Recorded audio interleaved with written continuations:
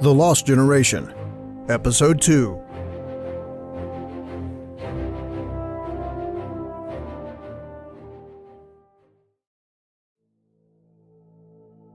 The Artemis.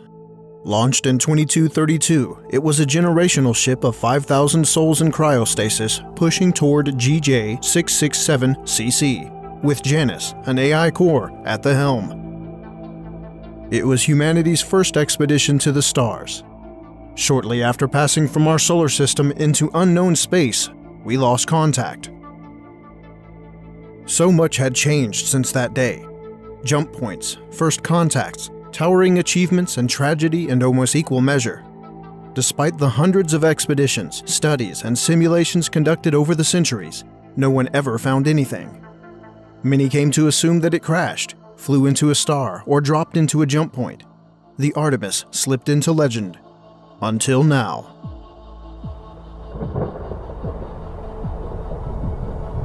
Tonya stared at a piece of history. Here, surrounded by lava, was the holy grail of explorers across the galaxy. A piece of it, anyway. Her mind was barely able to keep up with the torrent of thoughts, hopes, and ideas that assaulted her the second she saw it. She glanced around. Everyone else was just as stunned as she was. Sinzen's face twitched like he was resetting himself to comprehend what he was looking at. The sight of the Artemis even seeped through Squig's alcohol-soaked brain. No way. Was all he could muster. Gavin Arlington gave everyone a few moments to let it sink in. Finally, he cleared his throat. The CEO obviously had places to be. Now you know why I called you here. An assistant handed him his mini-glass, which he read while he spoke. What we have here is a delicate situation. What's delicate? You have to tell people. Deke Johnson interrupted. All of Arlington's assistants' eyes widened, incised at the notion that this dreg would dare interrupt their boss. No, Mr. Johnson, that's precisely what I'm not going to do. Arlington replied, hardly missing a step. Should any of you disagree with that sentiment, allow me to remind you that based on all of the agreements that you signed, if you breathe a word of this to anyone without my express authorization, you, your family, and your friends will all be eviscerated legally, professionally, financially, socially. He glanced at his lawyer. Physically? The lawyer nodded. Physically. Arlington continued. Telling the UEE would shut this world down. Tonya chimed in. And eviscerate your mining operation. Arlington glanced over and smiled. The utter lack of emotion behind that simple human gesture chilled her. There's no sense in notifying the authorities of the scientific community until we know what we've found. That's why you're here. I want the crash site of the Artemis found, and my facility's mining scanners and personnel will all be at your disposal. Whoever finds the rest will share in the credit for the discovery, as well as a pretty handsome compensation package. Everyone looked at each other, sizing up their competition. Arlington waited, expectantly. You can start now, he finally said.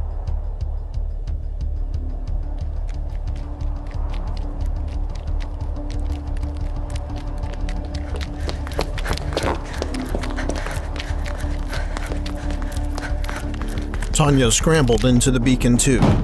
She raced around the hold of the Freelancer, grabbing excavation tools, scanners, vid captures, her mini glass of books. She stopped for a second to catch her breath. Every fiber of her being was on fire, charged with the possibility of being the one to unlock the fate of the Artemis. It was all so unbelievable. She gave herself a moment to bask in the thrill of it. She ran back to the dig site. When she got there, Tonya realized she was not the only one energized by the prospective discovery. Sinzen had already deputized the mining crews into excavating the Artemis fragment.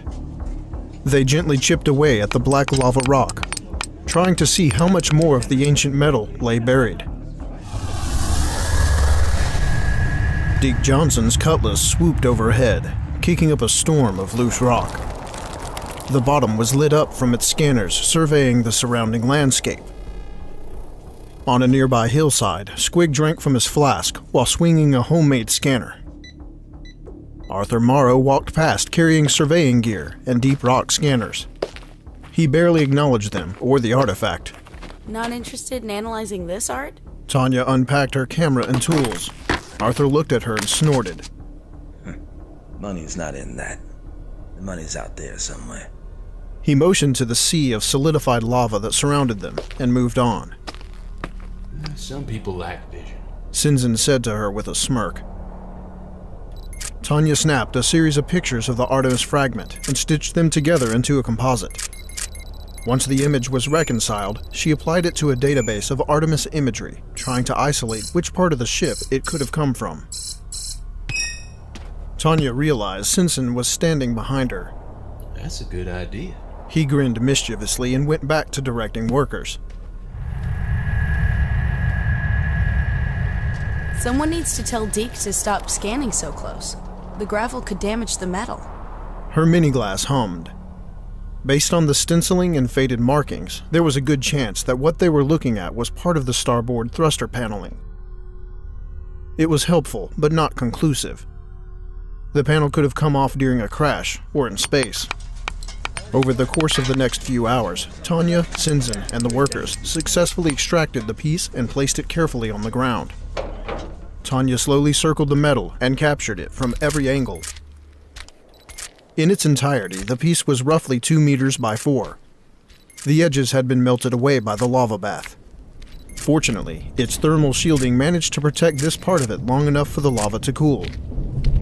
When she was done, she sat down and looked at it. Pretty unbelievable, right? Sinzin slumped down on the gravel beside her. He sipped from some water. I can't stop looking at it. She replied. After all this time, we might actually know. Yeah. He nodded and held the water out to her. Tonya eyed the bottle hesitantly. Calm down, Tonya. We're competing, but that doesn't mean we can't be civil. Tonya took the water and drank. She hadn't realized how thirsty she'd been and ended up finishing the bottle. You're welcome, Sinzin said with a chuckle. Sorry. Don't worry, I got some more coming through. Sinzin glanced around.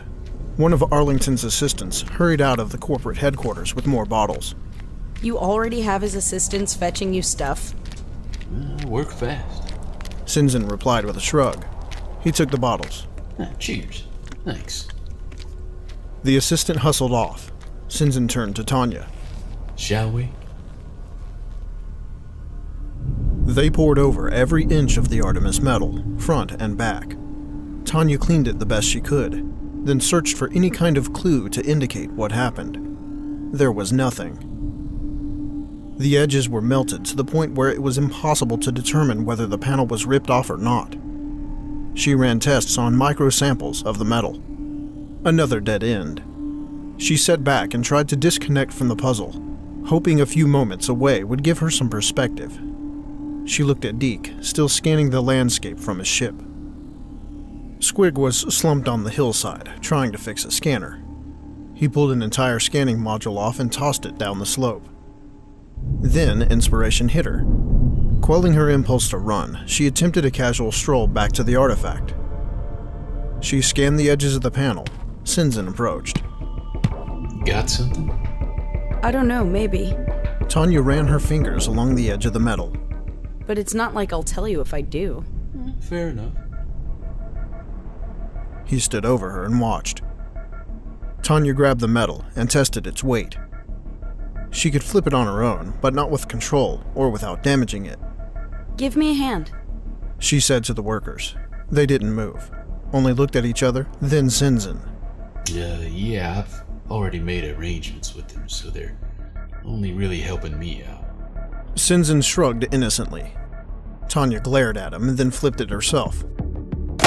The metal face slammed down on its other side. It hurt her spiritually to do it, but she wasn't going to give Sinzin an inch. The interior side of the plate was much like the exterior, metal, melted. There was a patch less warped than the rest. Tonya examined every millimeter with her zoom optics. Finally, she found an edge. A clean edge. That was it. She had to suppress the swell of elation inside her, to not tip her hand. She looked around, but Sinzin had disappeared. 5 minutes later, Tonya was outside Arlington's temporary office. The assistant ushered her inside. Tonya again resisted the urge to sprint those final steps. Arlington was at his desk, sifting through data feeds of company assets. You found something? He asked without looking up. I don't think this is a crash site, Mr. Arlington. Arlington finally gave her his attention. Tonya brought up photos and zoomed in on the patch until she focused on the clean edge. See that? That edge wasn't ripped or bent, it was cut. Tonya brought up additional data screens of her findings. My analysis says it was made with a precision laser that, while clumsy compared to today's standards, is period accurate to the type of tech included on the Artemis. Go on. I think it's set down here to make repairs. Tonya said, that thrill bubbling up again. It's still out there. Quite a discovery indeed, Mr. Turav. Arlington said to the side door. Tonya looked around, confused. Sinzen stepped out. I told you we found something big. Sinzen stepped up beside Tonya. We? She stammered, her confusion quickly turning into fiery indignation. Mr. Arlington, I don't know what he told. Miss Oriel, please. Arlington waved his hand. You've sold me. Tonya glared at Sinzen, suddenly wishing for pyrokinetic powers.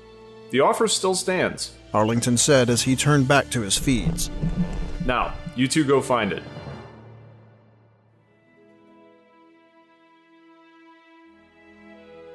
This is Captain Bayne.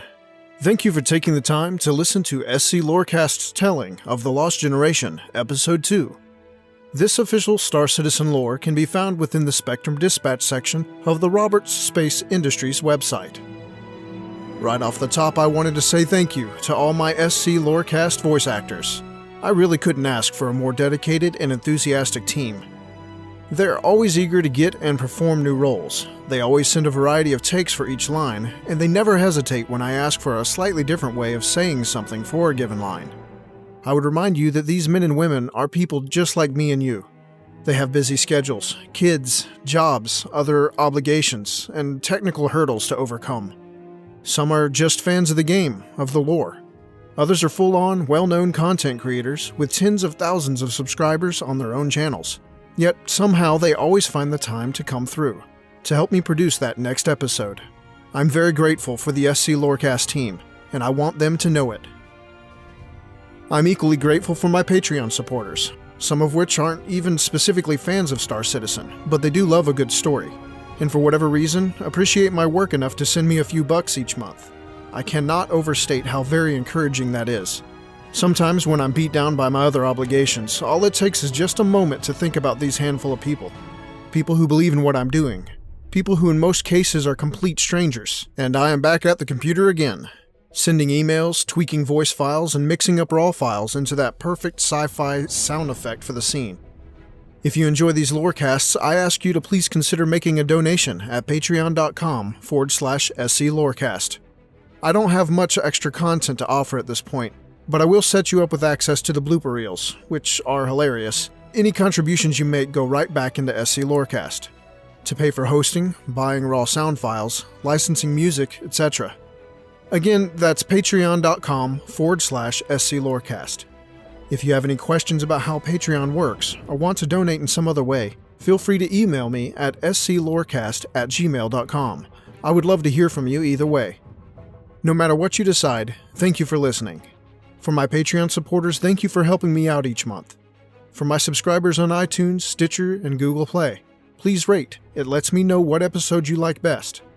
For my YouTube listeners, thank you for all the consistently positive feedback, but I encourage you to let me know where I may have gone wrong too. And finally, to all you Star Citizen fans out there, we'll see you in the verse.